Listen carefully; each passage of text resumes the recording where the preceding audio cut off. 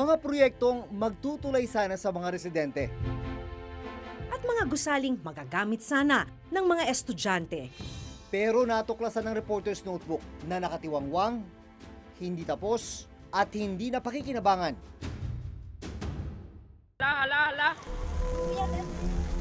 Sa kabila ng malakas na agos ng tubig sa ilog na ito. Balunan nyo, ha? Buong tapang itong tinatawid ng ilang residente at estudyante ng Barangay San Gregorio sa bayan ng Lambunao sa Iloilo. May tulay naman sa tabi ng ilog, pero ang problema, hindi na dito dumadaan ang tubig. Ang masaklap, 10 taon na ang nakararaan mula ng simulan nito, pero hanggang ngayon, hindi pa rin ito tapos at hindi pa rin nagagamit ng mga residente. Nakilala namin noon ang grade 8 student na si Jaril Ligada. Delikado maglakad dito. Wala kang flashlight. Okay. Pag tag-ulan, mas mahirap, mas mabagal. Mas mahirap po. Para makaabot sa pagsisimula ng klase ng alas 7, naglalaan si Jaril ng 1.5 oras para sa paglalakad.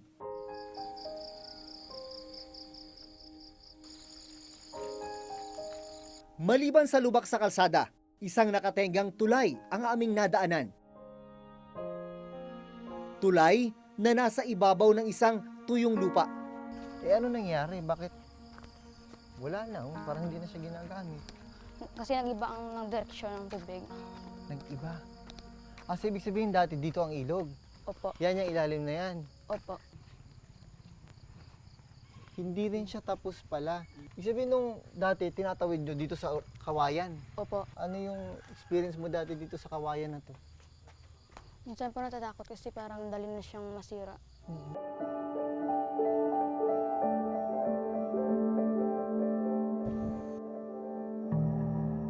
Ayon sa kapitan ng Barangay San Gregorio, taong 2008 pa nang simula ng pagtatayo ng tulay. Pero patigil-tigil daw ang paggawa nito. Yung budget namin, sabi ng engineer, hindi kasya ng 2 pinto yung patapos yung tulay. Kasi steel plate, ma'am. Sana kung natapos, malaking tulong sa amin dito sa San Gregorio. Ilang metro lang ang layo mula sa hindi natapos na tulay. Makikita ang ilog na itinuro ni Jaril na lumihis ng daluyan. Ito ang kailangan nilang tawirin papasok ng paaralan.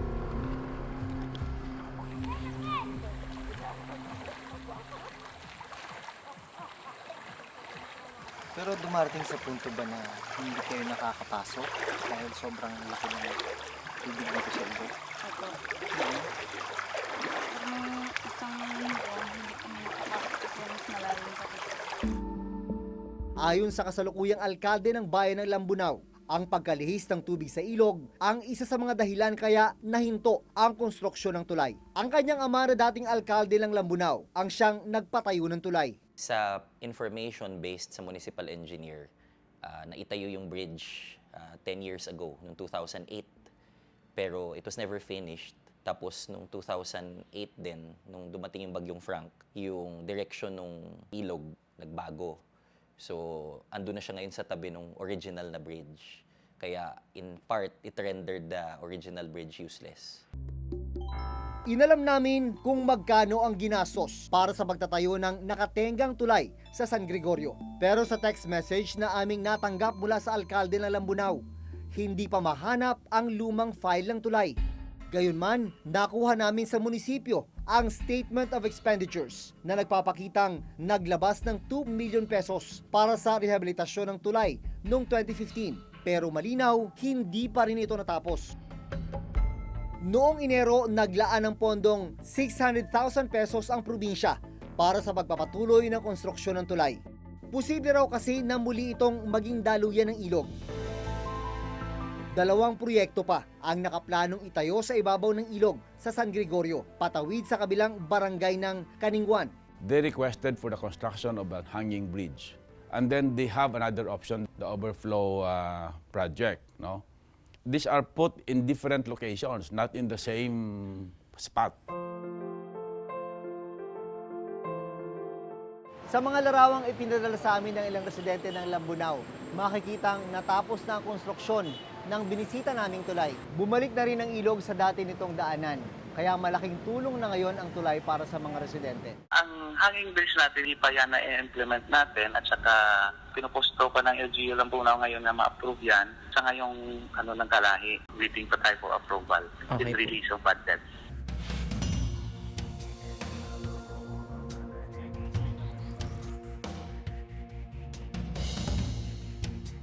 Ito ang Katarman Bridge sa Samar. Kung makikita nyo naman, sobrang makipot para sa isang two-lane bridge. Kaya ang proyekto ay bridge widening, luluwagan.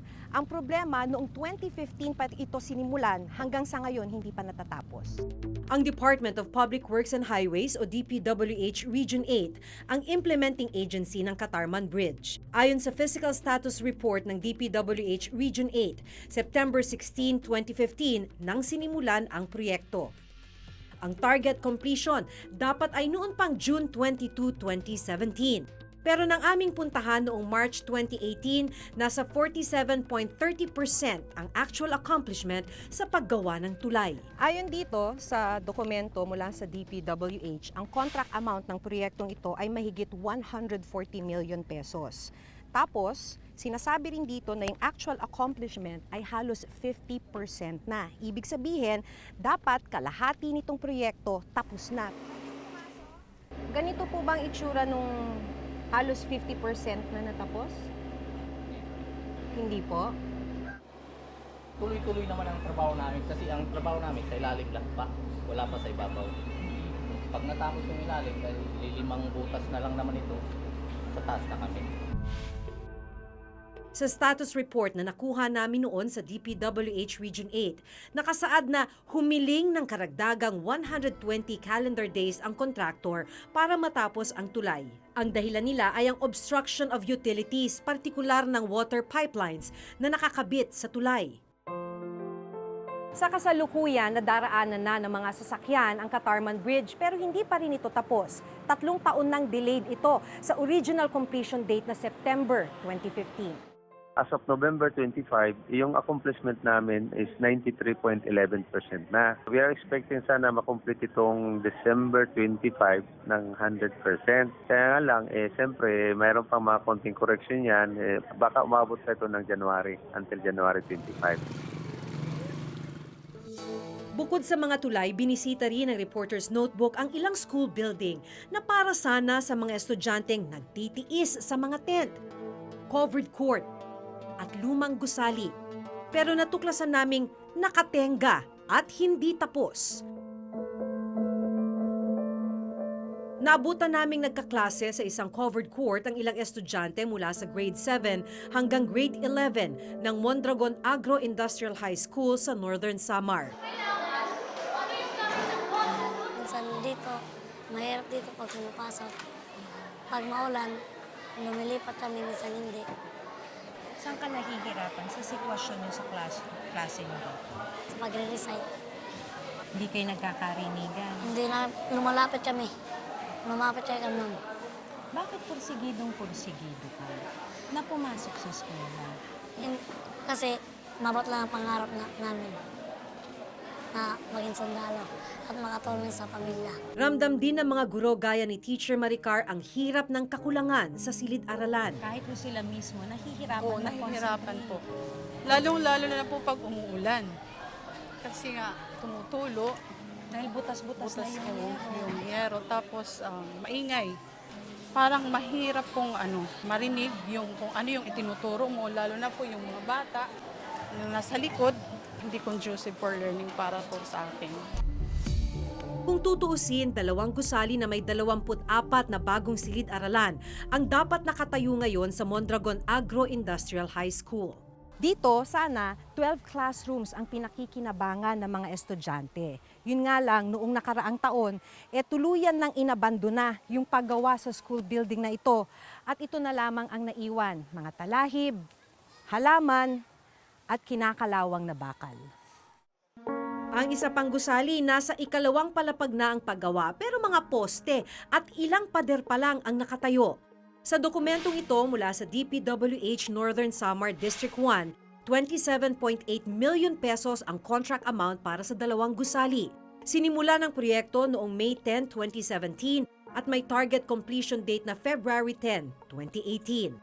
Donasyon ng mga pribadong grupo ang school building na ito. Pagkatapos daw ng 3 buwan na konstruksyon ay napakinabangan na ng mga estudyante simula noong October 2017. Pero itong government project na ito na nauna pang simulan ang konstruksyon ay hanggang sa ngayon nakatiwangwang, abandonado at hindi napakikinabangan ng mga estudyante. Muling nagpaunlak ng panayam si Engineer Ruel Umali. During my time kasi to, ongoing to, kaya lang po slow moving. Nag-expired to ng February, para na-extend yung kanyang kontrata. So, yun ang malimit nilang kwan dyan, weather condition, or minsan due to lack of materials, gawa ng minsan walang mabili silang materials doon, dito pa nanggagaling sa Manila. Sa dokumentong ito mula sa DPWH, umabot na sa 11.5 million pesos ng kabuang pondo ang na-disburse na pera sa kontraktor. 3 buwan pagkatapos maiere ang report noong Setyembre, ayon sa kinatawan ng paaralan, itinuloy ng kontraktor ang pagtatayo ng 2 gusali ng Mondragon Agro-Industrial High School. Ang unang gusali na dati puro poste lang, nagkaroon na ng ilang pader at slab. Ang ikalawang gusali, nadagdagan ng ilang slab. Dapat iti-terminate na talaga noon. Pero nag-submit ang contractor ng motion for reconsideration na wag daw muna i-terminate kasi iko-complete daw nila yung project. Sa dokumentong ito mula sa DPWH Northern Samar, as of September 25, 79.60% completed na ang proyekto. Pero napag-alaman namin na muling itinigil ang pagtatayo ng mga ito. Tuluyan na kasing tinerminate ng DPWH Northern Samar District 1 ang kontraktor ng proyekto. Sa Enero, muling magsasagawa ng bidding para sa kontraktor na magtutuloy ng proyekto. Kaya ang mga estudyante at guro, tila mahaba-haba pa ang pagtitiis. Ang tanong, ano ang mangyayari sa pondong naibigay na sa orihinal na kontraktor ng proyekto? Kasi may nangyari yan sa opisina, nakakuha ng advance payment, pwede i-deduct nila yan sa ibang sa project nila, kung saan man meron silang project.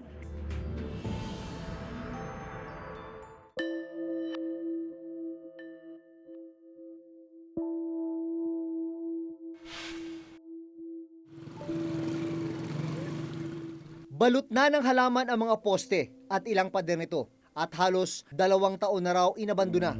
Ganito namin naabutan noon ang dapat sanay 3-classroom school building sa Lungib Elementary School dito sa Victoria, Northern Samar. By this time dapat tapos na, pero until now makikita nyo naman tinubuan na ng mga damo at lahat-lahat. Abandoned ho siya. Kasi yung last na nag-visit ako dito was 2016 at ganito na yung itsura niya. And then hanggang ngayon, hindi pa rin siya nagagalaw. Ang pondong nagastos para rito, 2.8 million pesos.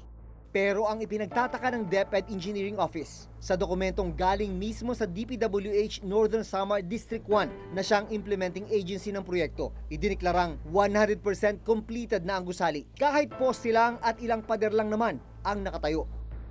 As of January 31, 2018, ang supposedly 1-story 3-classroom dito sa Lungib Elementary School ay 100% completed. Pero kung makikita natin ngayon yung status ng building, hindi naman siguro natin masasabing 100% completed siya. Makalipas ang halos 4 na buwan, binalikan namin ang Lungib Elementary School. Nakatayo na ang 3 silid. Ayon sa DPWH, ang kontraktor ang gumastos para sa pagtatayo ng mga classroom. Conducive for learning na ito kasi napakalaki at napakaluwang. Kisame na lang ang kulang pero napinturahan na ang mga silid-aralan at ngayon ay nagagamit na ng mga grade 4, 5 at grade 6 students.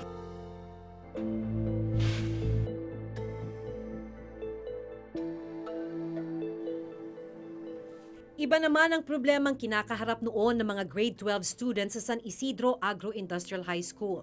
Nandito tayo sa San Isidro Agro-Industrial School. Dito naman, tapos yung school building pero hindi magamit dahil natuklasan na may structural defect.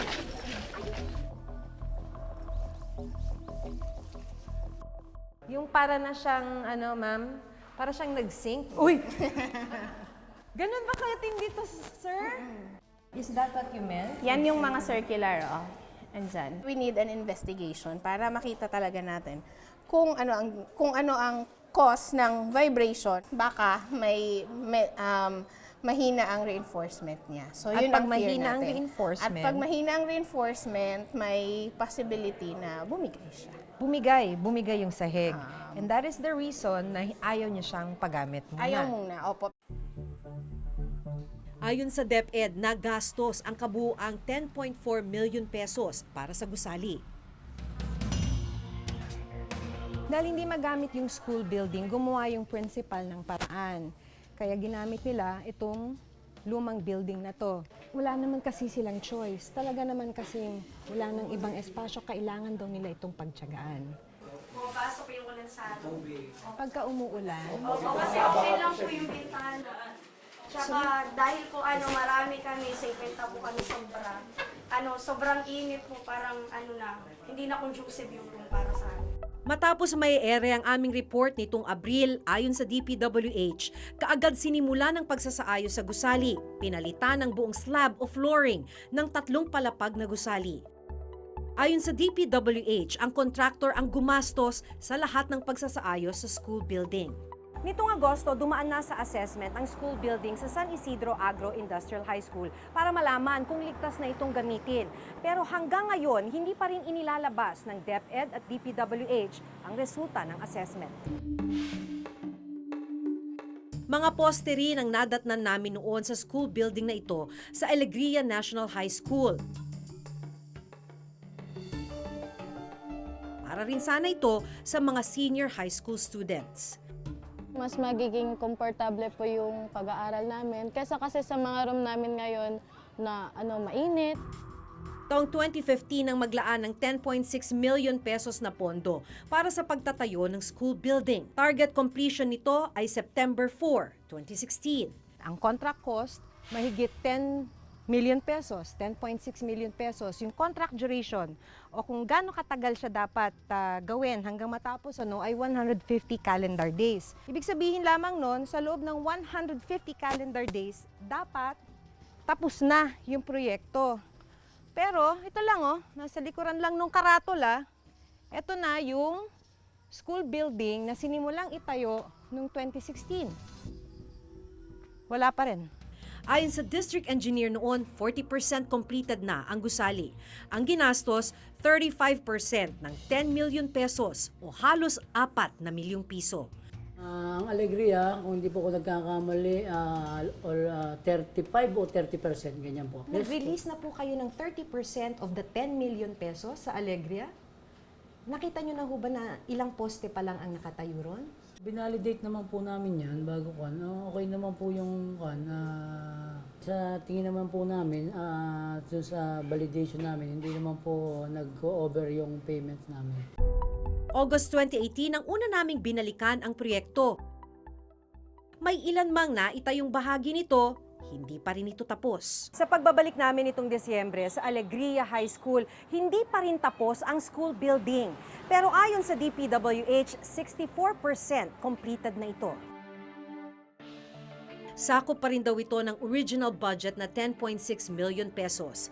Inaasahang matatapos ang gusali ngayong December 2018. Kaya ang mga senior high school student, wala pa ring magamit na bagong silid-aralan. Tingin namin hindi pa matatapos by December 31, ang opisina mag-ano na ng contract termination.